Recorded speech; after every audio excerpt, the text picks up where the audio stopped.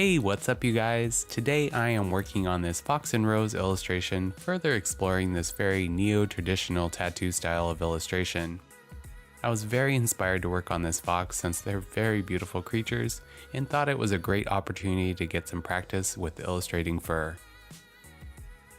So this is probably the first illustration that I've tried to do fur with line work, and I can say it was a bit more challenging than I thought.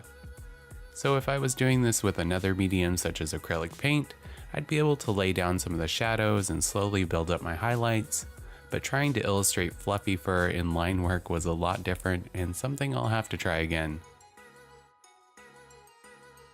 So today I am doing my line work with Faber Castell Pitt liners, and as you've seen in my previous videos, I use a variety of sizes. But today I decided to limit myself to only the medium and extra small liners.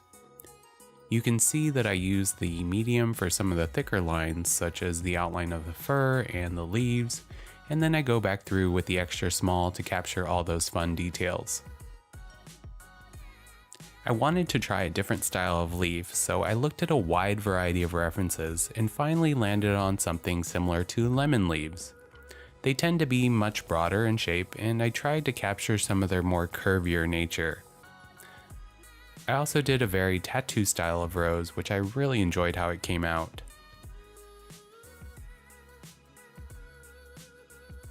For this illustration, I managed to get the sketch and painting done all within 24 hours, which is a little different than how I typically work, where I take a few days to maybe do a value study and do a couple color comps.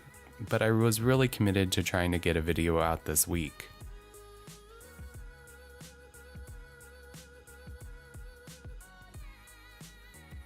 I also add this grass to frame the fox's head and try and round out this illustration.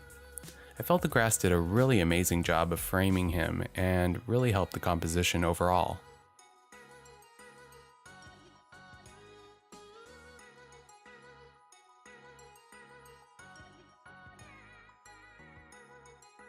The ears ended up posing a wide variety of problems for me. The fur inside the ears never seemed to work out in any of my sketches, so I left it last to ink.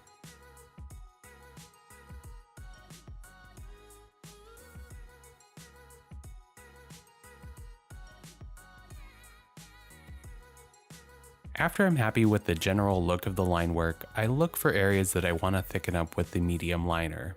And then after that, I look for areas that I can further accent with the extra small liner.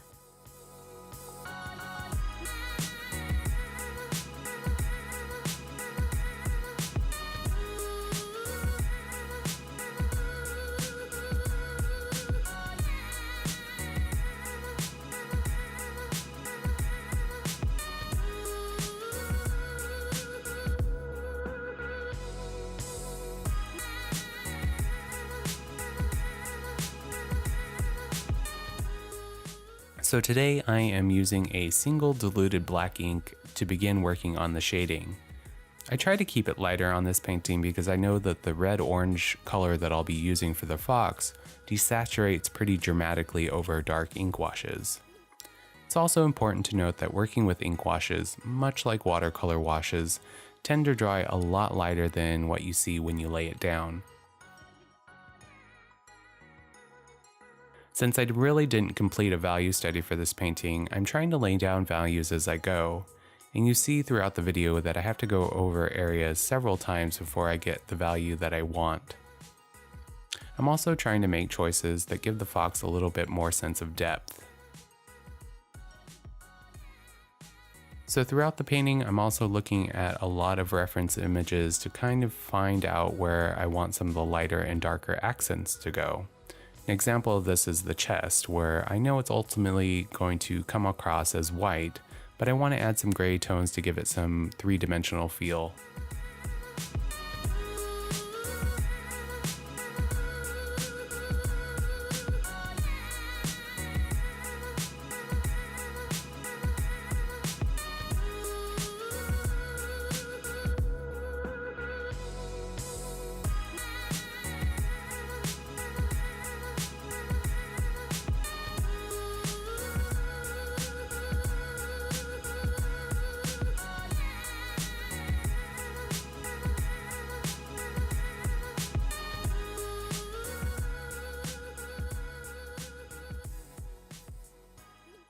So you can see I didn't really add much shading to the leaves or the rose, mainly because I wanted to explore these a little bit more with the actual color.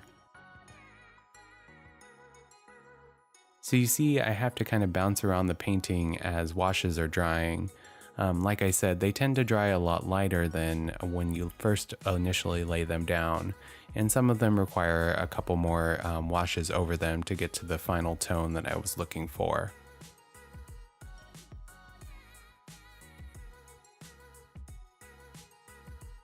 So for the fox's fur, I am using FW Red Earth, and you can see that I'm trying to lay down washes that are lighter and then slowly building up the values as I go.